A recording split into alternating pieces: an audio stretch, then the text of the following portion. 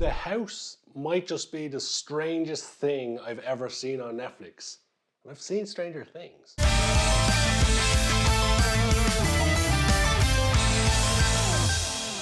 Across different eras, a poor family, an anxious developer, and a fed-up landlady become tied to the same mysterious house in this dark animated comedy. That's the synopsis for The House, a Netflix special / Netflix movie, which is also listed on IMDb as a TV series. It's a stop-motion animation movie with 3 unique stories, to the point where even the protagonists are different. One of them, they're humans, one of them, they're rats, one of them, they're cats. I don't know why. But as I mentioned, one of the strangest experiences I've ever had on Netflix. It's not blood, guts, and gore. It's just weird. Now, the animation in this one is spectacular. I love stop motion animation, and I have huge respect for anyone who does stop motion animation, because I know the intense work and the incredible amount of effort that has to go in to make these movies. Even to just make a 5 to 10 second short, 5 to 10 second clip, takes a hell of a lot of work. So to put like, what's it, an hour and a half together of a movie of stop motion,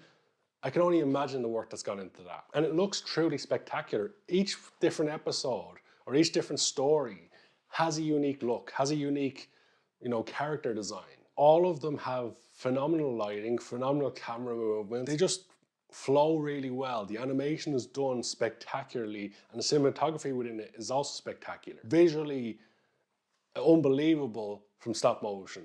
And I wouldn't be surprised to see it get nominated for awards because of that animation level. However, it will not be getting nominated for any story elements, because the stories where it gets flipping weird, you can almost take them as parables. They all kind of have a story to tell or something to take away from them. I guess the first one is don't trust people who try to give you a free house. And the second one is rats are bastards. And the third one is no one likes cats.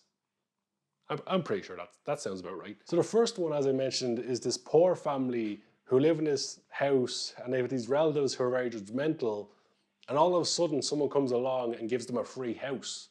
But it keeps getting weirder and weirder and weirder. The house keeps changing, and then their parents start changing. And slowly over time, spoiler alert here in case anyone wants to actually watch this weird stuff, the parents end up becoming furniture. The dad becomes a chair, the mother becomes curtains, and this small little girl ends up having to leave the house with her baby sister, and I guess living on her own. And already, if you haven't seen it, you might be going, what did you just say? Because I know I'd be saying that. Because even saying it out loud sounds weird. A guy turns into a chair, a woman turns into curtains, and this small kid is left alone. Why? That was the main takeaway from the first episode, is why. Had creepy music, had a creepy vibe, really well done, but ultimately I'm left going, why? But then we cut to the second story. We've got this rat who's developing this house, this fancy looking house. He's put everything into it. And it sounds like on the phone he's speaking to a loved one. He's put every last penny into developing this house. This is his one last hope. But stuff started going wrong. Bugs start appearing. More and more bugs start appearing. That's where it really gets creepy. Anyone who's got like a fear of bugs or a fear of their house filling up with bugs, want to stay away from that one. He even squashes a bug at one point. The animation here is spectacular. It's creepy, it's gross, it's stomach churning if you're eating something and you're squeamish. But ultimately he starts doing an open house, and people start coming along, or other rats start coming along, and nobody likes the house apart from these 2 very strange looking rats, and they won't leave. And he asks them to leave and asks them to leave and tells them he's going to call the police. And then the police come and say, hey, stop ringing your dentist or whoever he was calling. He wasn't calling a loved one all along. He was calling like his dentist or his doctor and calling them baby and stuff like that.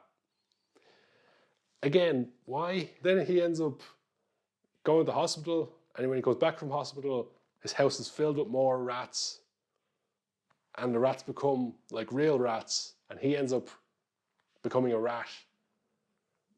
And again, I'm left going, why? But we cut to the next story. And the next story is a landlady who is a cat lady, and she can't get her tenants to pay rent. There's only 2 of them, but they won't pay rent. And the house is starting to sink. And along comes this other person who's like the boyfriend of one of the tenants who won't leave. And he says he's got to fix stuff in the house, but he actually just makes a boat. and landlady starts cracking up, and then one person leaves, the landlady's not happy that he left. Then the house becomes a boat, and she sells the house to where the other people are who left. And again, we're left going, why? And overall with the house, I'm just left going, why? Why did I watch it? Why did someone make it? Why is someone who can make this incredible animation not making a good story with it?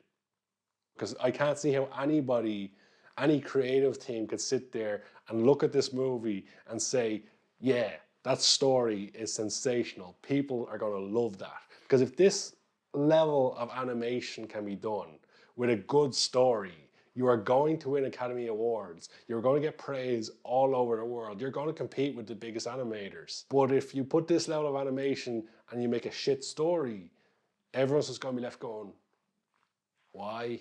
It's actually been a full week since I've watched The House. I've been putting off and putting off and putting off doing the review because I've been trying to find good things to say about it. And other than talk about how amazing the animation is, and you could say the likes of the sound effects as well and the music which complement the animation, just the overall stories being so damn weird really take away from the whole experience. And again, I can't stop saying it, I'm left going, why?